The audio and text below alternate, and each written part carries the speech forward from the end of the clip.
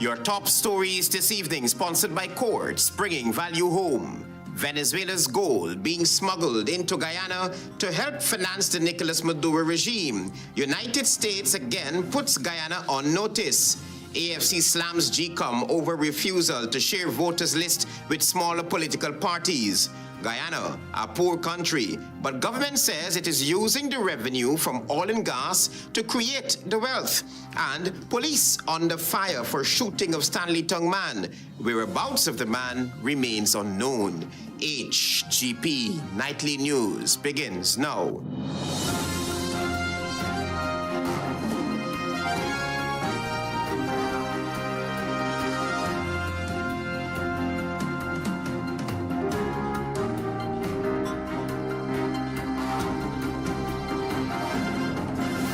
Good evening to our viewers here in Guyana and online. I'm Travis Chase with the Monday, June 30 edition of the HGP Nightly News. Here's what you need to know this evening.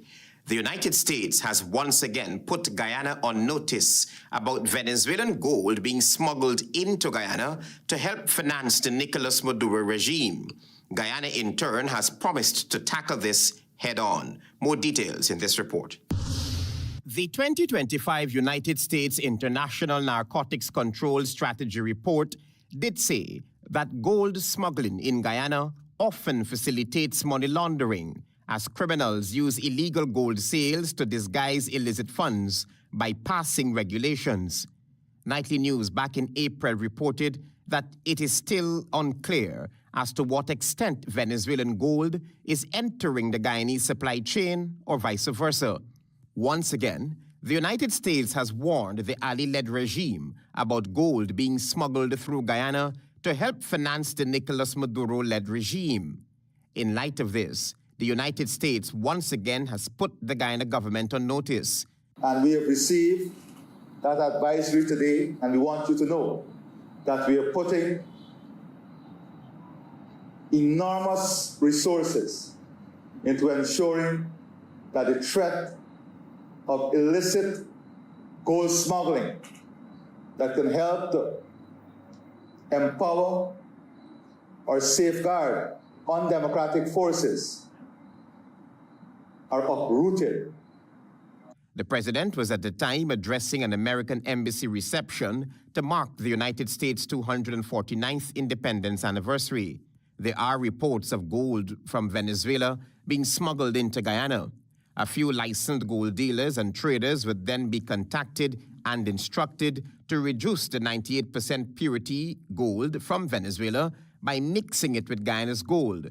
Some of those gold bars are then sold to the Guyana Gold Board, while some are prepared for export to different repositories, especially in the Middle East.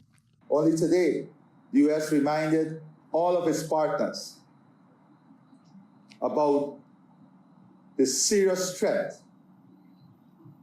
with Venezuela as it relates to gold smuggling. The United States report did highlight that in Guyana's mining sector, money laundering methods include large cash deposits using forged agreements of sale for non-existent precious minerals, as well as cross-border transport of concealed precious metals to avoid payment of the relevant taxes and duties. Most recently, businessman Nizar Mohammed had raised the issue of men dressed in military uniform buying and selling gold on behalf of the Nicolas Maduro regime. Travis Chase, HGP Nightly News. With Guyanese expected to head to the polls on September 1, questions are mounting about fairness and transparency in the electoral process. The Alliance for Change continues to raise concerns about recent decisions by the Guyana Elections Commission, GECOM, which it believes undermines smaller political parties. Find out more from Tiana Cole. As the election season intensifies, the Alliance for Change AFC is accusing the Guyana Elections Commission, GECOM, of implementing strategies that disadvantage smaller political parties. At a recent press conference, AFC officials criticized GECOM's refusal to provide a hard copy of the preliminary list of electors, PLE, to all contesting parties. AFC leader Nigel Hughes argued that GECOM's decision, combined with recent changes in electoral forms, indicates an institutional bias toward two major parties, the People's Progressive Party Civic, PPPC, and the Partnership for National Unity, APNU. Their actions appear to be a clear part of a strategy by GECOM that any parties, other than the two traditional parties, have the right to participate on equal footing, and appear to be a clear attempt to impugn the candidacy of the smaller parties. Hughes further highlighted that these developments come on the heels of revelations that the Attorney General, who is also a PPP candidate, was advising GECOM on electoral matters, raising concerns about impartiality. The AFC also questioned the financial reasoning behind GECOM's decision. They pointed out that in previous elections, all contesting parties were provided with hard copies of the list and queried what aspect of the Commission's budget would be impacted by doing so now. In the light of the millions of dollars which have been provided to GECOM, we ask, what percentage of the budget would it take to provide a list of all the contestants, a list of all the electors to each contestant? Hughes maintained that his party views GECOM's refusal as a direct threat to electoral fairness. He emphasized that equal access to vital electoral information is fundamental to a free and fair election process. Tiana Cole reporting for the HGP Nightly News. We tell you now that President Irfan Ali told supporters of the People's Progressive Party Civic at a fundraising dinner on Saturday night that Guyana does not have any wealth with oil and gas, but his government will use the revenue from the sector to create the wealth. President Mohamed Irfan Ali at a PPPC fundraising dinner on Monday night said Guyana's wealth is not oil and gas, but promised to create wealth for the Guyanese people with revenues that are being generated by the sector. Earlier today, I spoke to a very significant global leader, and he was saying to me, my friend, you don't have to worry. You have great wealth with the oil and gas. And I said to him, I beg to differ. We don't have wealth with oil and gas. We have revenue with oil and gas. Guyana is sitting on an estimated 11 billion barrels of oil in the Stabroek Block alone, but a lot has shortchanged the country. Rather than renegotiating the contract, the current administration has settled for the deal and is now promising that they will spend the revenue generated to create wealth for the Guyanese people. Wealth is created when we utilize that revenue from oil and gas to create opportunities that improve your life, that give you a better chance at life and build prosperity at every single level. The president also spoke of co-investing with Guyanese people in business and said that billions are being spent on infrastructural projects, such as roads, which will increase the land value for every Guyanese. If you had a home on the East Coast,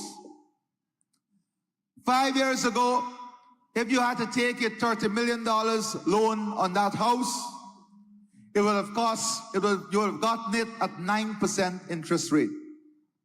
Today, you can take that same $30 million at 5% interest rate. In other words, the president is saying that Guyanese can use their properties to borrow loans and create their own wealth. Antonio Day reporting for the HGP.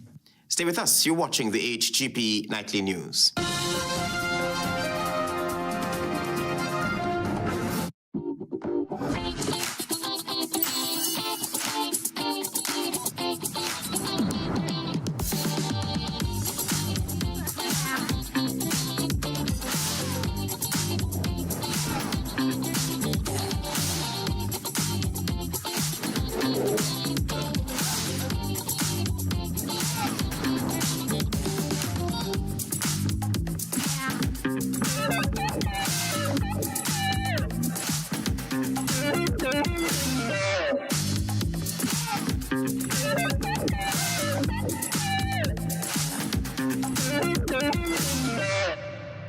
Welcome to SNL Electrical Inc., where lighting and electrical needs are met with expertise and style. From the latest in electrical lamps to durable cables, circuit breakers, panels, we have it all.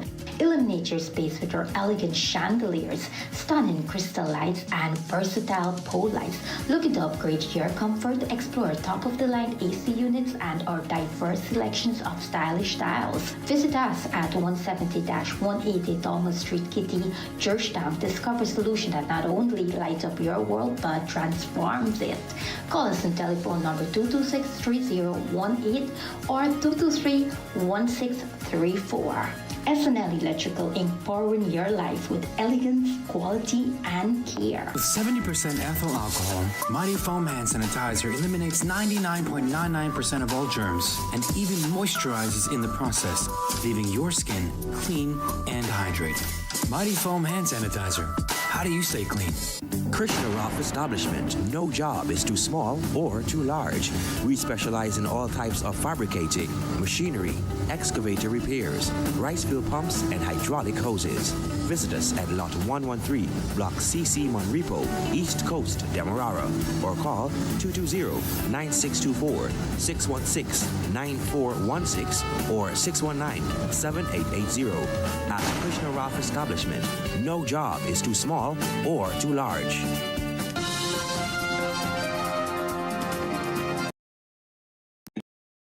The HGP Nightly News. Antonio Day informs us now that Jermaine Figueira, the Public Accounts Committee chairman, has formally resigned from his position as a member of the People's National Congress Reform and as a parliamentarian.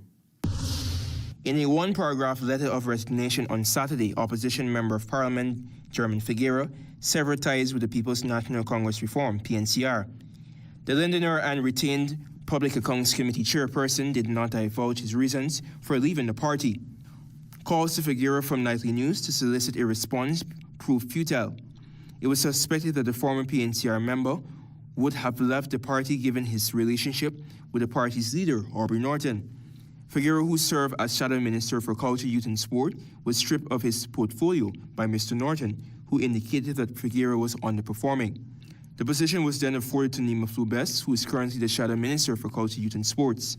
There has been some accusations made towards Figueira by some party followers who claim that the former PNCR member was diverging from the party to be aligned with the People's Progressive Party Civic.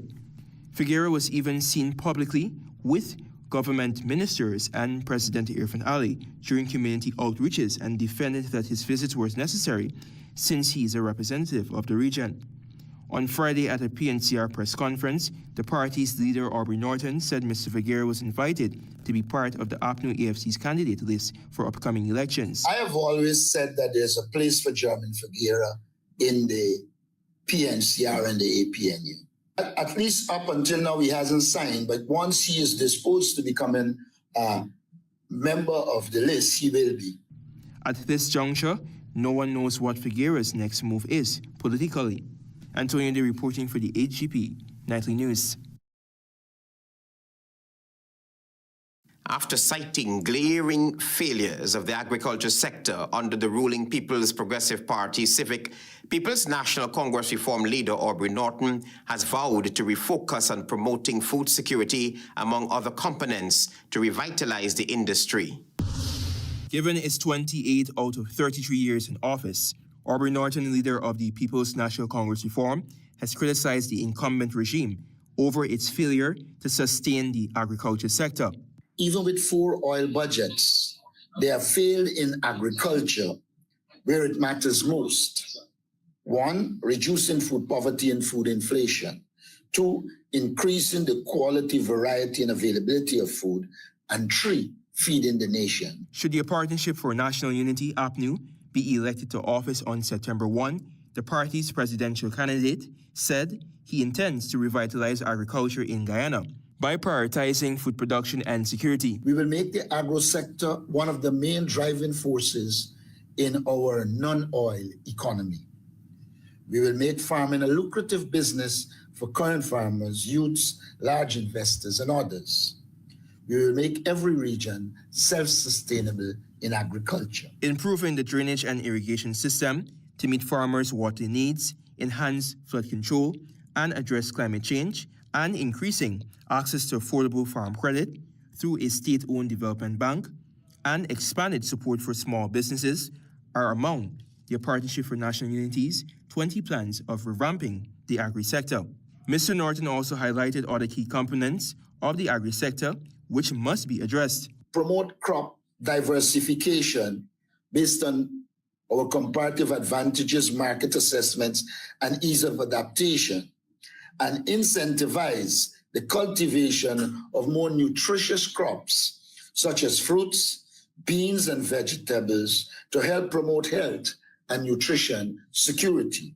The PNCR leader also has intentions of supporting agro-processing and value-added production with tax incentives, sales promotions, and a network of community-based state-owned processing facilities.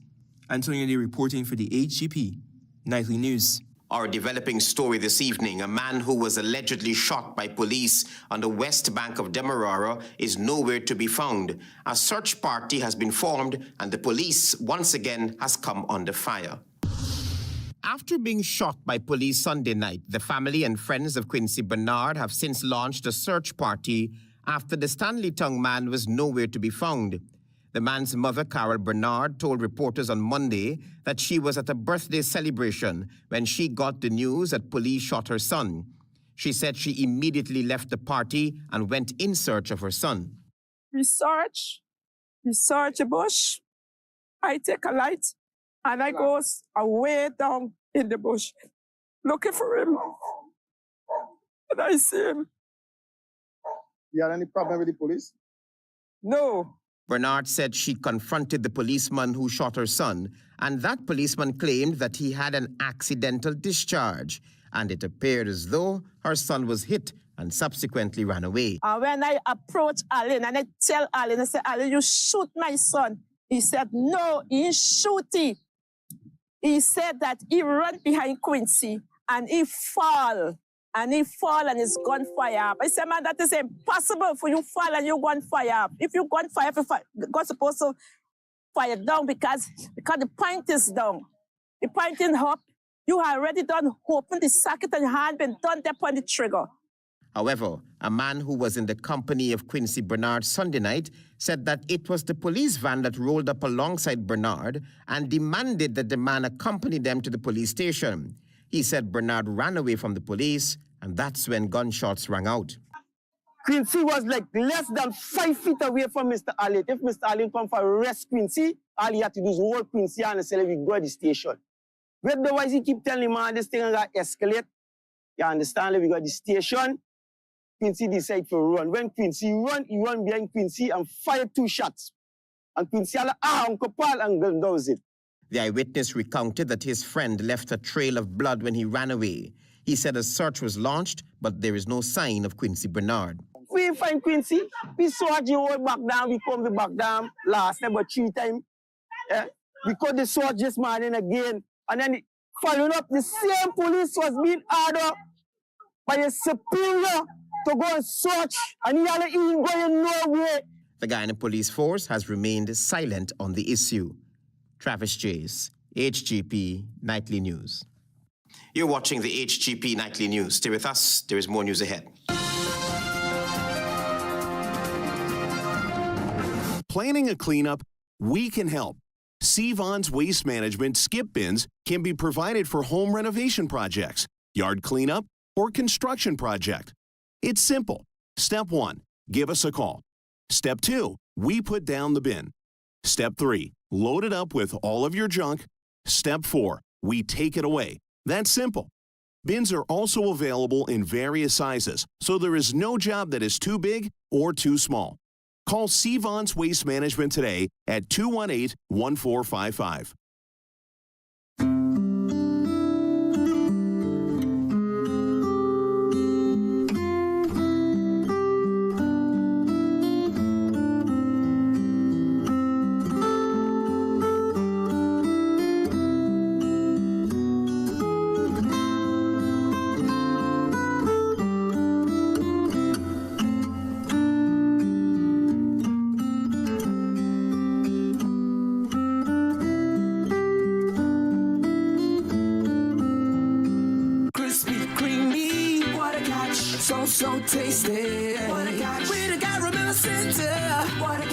So much chocolate, ooh yeah, yeah, yeah. First it's crispy, then it's creamy. So much chocolate, smooth and milky. And when you go a little deeper, you find caramel, ooh yeah, yeah, yeah. Oh, oh, oh, oh, oh, what a catch, you know we love you. What a catch, oh, oh, oh, oh, oh. First it's crispy, then it's creamy. What a catch.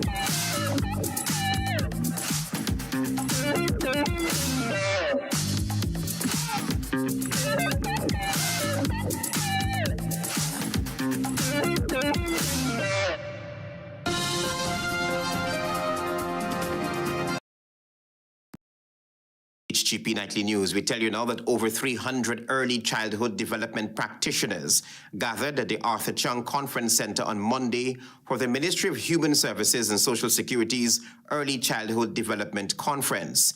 The event focused on strengthening services, standards, and partnerships to improve the care and education of Guyana's youngest citizens. Find out more from Tiana Cole.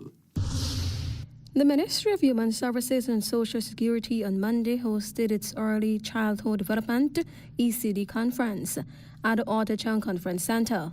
In her remarks, Minister of Human Services and Social Security, Dr. Vindya Prasad, said the conference was created out of a need to bring stakeholders together in a shared environment to exchange ideas, address challenges, and develop practical solutions. The forum also aims to support the soon-to-be-launched Integrated Childhood Development Policy, which will be accompanied by guidelines and activities for daily implementation. The ultimate goal, she noted, is to ensure children in their formative years receive the best possible foundation for adulthood. We have now seen 1,003 early childhood development practitioners trained across our nation. Minister Prasad also revealed that there are currently over 360 daycares in Guyana, of which 350 are licensed and registered. We must keep every child safe because every child deserves an environment where their safety is not an anomaly, but their safety is a normalcy. Held under the theme, quote-unquote, elevating early childhood development, strengthening standards, enhancing service and building partnerships. The event provided a space for over 300 practitioners to collaborate, share ideas, and develop professionally. The conference was held in collaboration with UNICEF and the Government of Canada and is part of an ongoing effort to improve the quality of early childhood education and care in Guyana. Tiana Cole reporting for the HGP Nightly News. Stay tuned for your regional news.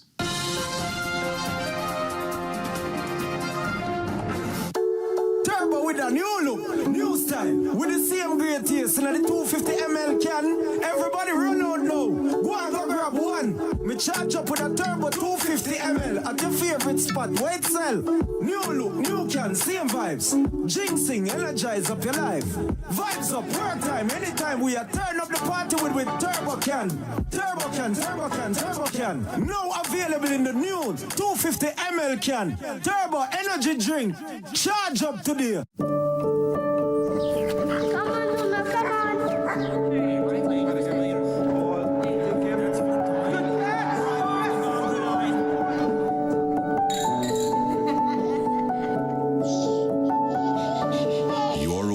So much more than just 4 walls, floors, and ceilings. It's a lifetime of great memories and stories. Come talk to us and start your journey home today. Republic Bank, we're the one for you. You know, I've been thinking, since I moved over to the west side, this is the perfect location for put up a food stand. put up food stand here? Yes, Officer Bling. No, Granny, you can't put up no food stand here. Why not? Because the gas to energy pipeline. Gas to energy? Why is that? They can bring gas from offshore to Region 3 that can turn into electricity and other things. So what about if Granny put it up over there? No, Granny, listen. This whole area here, from here to the West Bank, is considered the right of way. So nobody can build, plant, dig, or burn nothing here. But what if I am? No buts, Granny. Listen, you could get yourself or others hurt. Watch, you see this number here? You call it if you see anybody doing anything out of the way or doing anything they're supposed to be doing, like building, digging, or burning stuff on the right of way. All right, grandson, I hear you.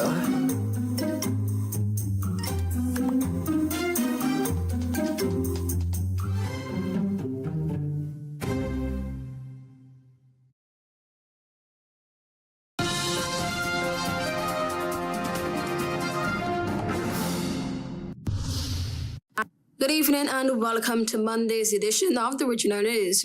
More than 21,000 school suspensions were recorded between 2022 and 2025, prompting High Court Judge Frank C. Prasad to call for urgent reform in how the nation addresses school violence and student behavior. In his address at the 2025 graduation ceremony, he described the statistics as alarming, noting that they point to deeper issues within homes and communities. He warned that students are mirroring dysfunctional family behaviors, adding, quote-unquote, "It takes a village to raise a child, and the statistics demonstrate that too many families in our republic are dysfunctional, as children mirror the behavior that they see." C. Prasad urged students to be alert as they transition to secondary school. He also addressed online conduct, advising students to think before they post. Justice C. Prasad also explained that the legal framework surrounding student misconduct.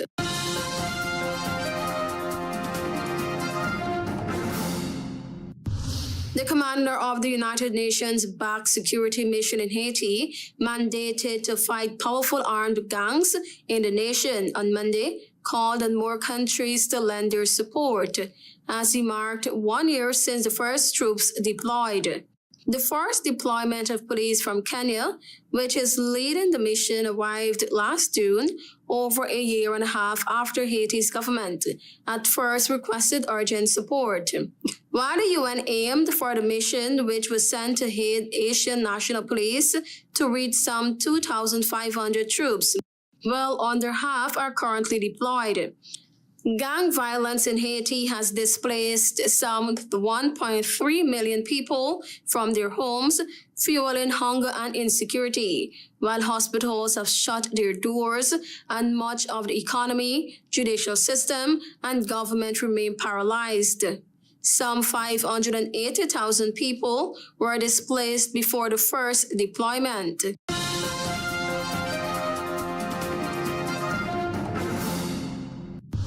Constitutional Court has halted an Electoral Court's investigation into President Gustavo Petro. The court ruled that only the House of Representatives can investigate Petro over alleged irregularities in the financing of his 2022 campaign, effectively ending the Electoral Court's proceedings.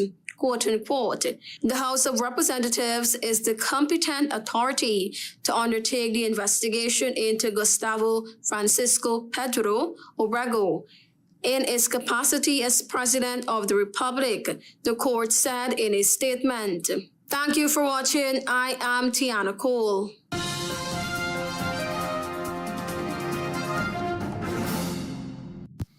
Venezuela's gold being smuggled into Guyana to help finance the Nicolas Maduro regime. United States puts Guyana on notice again. AFC slams GECOM over refusal to share voters' list with smaller political parties.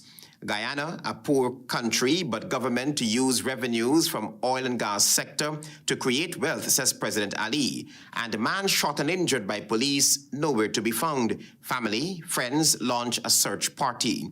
Those are our major headlines. For these stories and more, please go to our website. It's www.hgptv.com. I'm Travis Chase. Thanks for watching. Goodbye.